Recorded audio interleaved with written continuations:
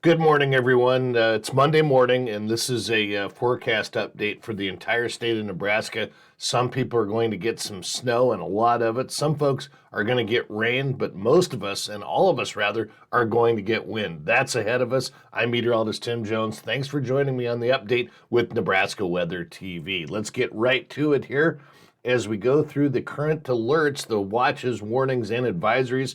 A lot's been added since Sunday night. Now, we just cut back a dense fog advisory just to the southwestern part of the state.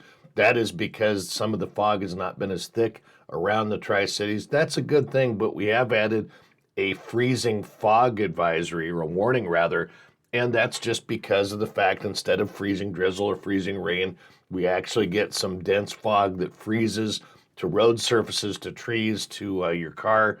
And with that, that causes hazards for obvious reasons. So there's that. And that goes all the way from O'Neill through Broken Bow to North Platte and just west of Holdridge there, from Holdridge to Imperial. So keep that in mind. We now have winter storm warnings in effect. Those are the counties in pink. And then the widespread, and it's been expanded on, those counties in orange, that is a blizzard warning. All because we'll have a lot of wind. We'll see wind gusts up to 30, 40 miles per hour in that part of the state. Here in the Tri-Cities, we're looking at about 30 to 35 miles per hour. A whole lot of wind, as you can see the visibility here. Not quite as bad, but we're down to 2.5 miles around the Tri-Cities. As you go to Kearney, it's a little better. And of course, if you go to the north or off to the west, we're all the way down to just a quarter mile out in McCook. So let's take a look here at the precip forecast. Not a lot has changed here. This is liquid equivalent now. We're talking whether this is rain or snow. When it's all said and done, if we melt what falls, if it's snow, we melt it. If it's rain, obviously we measure it. Either way, we're looking at between about a half to an inch for the Tri-Cities and a little more as you go to the northwest of Grand Island and a little less as you go to the southwest, but much needed and beneficial moisture coming for all of us here as we look at that snow forecast. And this really hasn't changed much.